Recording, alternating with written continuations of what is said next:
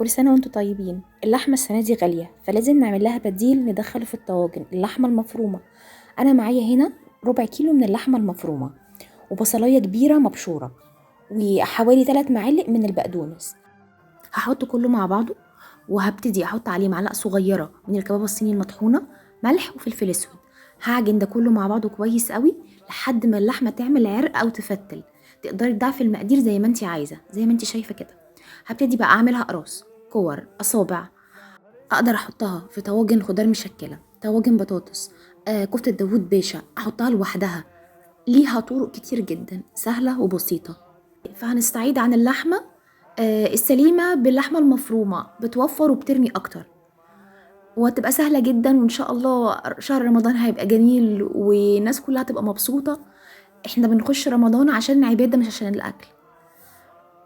زي ما انتم شايفين كده، انا حاطاها في صينيه بطاطس، ممكن تبقى اصابع، ممكن تبقى كور، ممكن زي ما انتي عايزة. وان شاء الله انا هنزل الوصفات اقتصادية الفترة الجاية تساعدنا شوية.